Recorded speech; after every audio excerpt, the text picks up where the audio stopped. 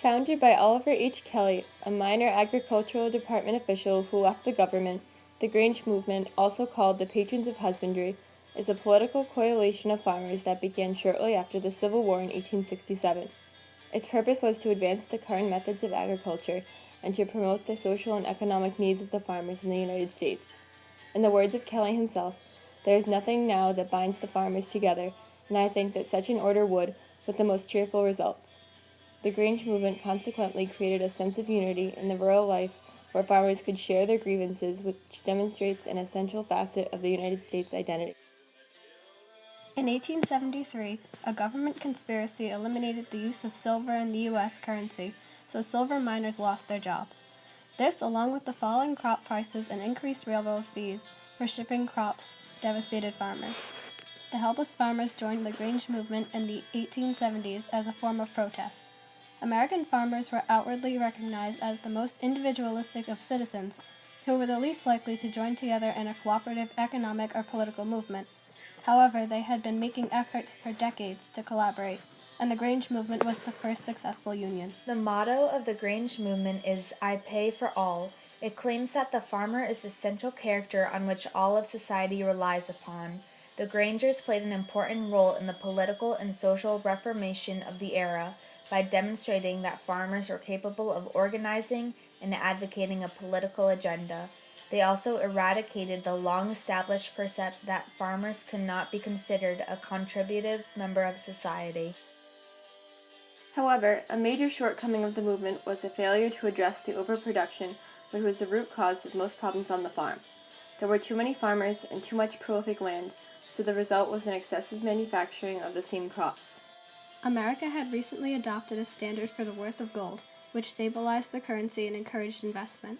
This led to deflation, but people in debt, like farmers, prefer inflation because it raises the price of goods. Thus, farmers suggested that the Treasury print greenbacks, which are dollars that are not backed by gold, to create inflation. The Populist Party, also called the People's Party, created a compromise that enabled the Treasury to reinstate the value of silver as well as gold in the American dollar. This would increase the amount of printed money and satisfy the farmers. This party gave farmers their first opportunity to come together. While farmers were originally isolated from society, the movement caused farmers to come together and have a sense of community.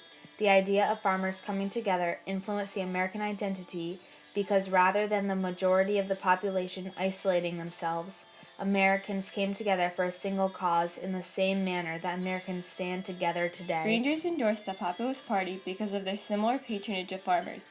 The Populists expanded government reforms to several economic and democratic issues that would assist the American farmers.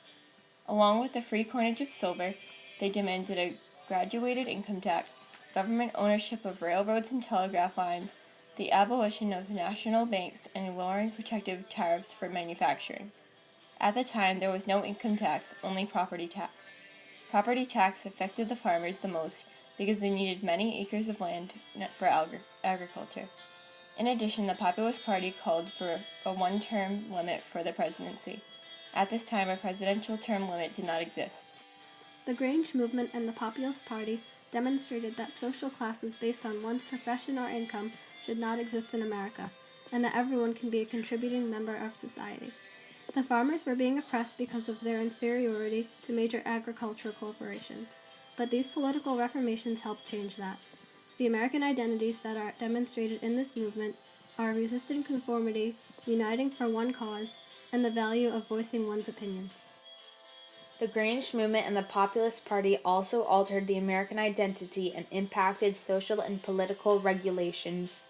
The Populist Party ended the gold standard and suggested a limit on the term of presidency, both of which instigated controversy and led to the standards that are upheld in the United States today.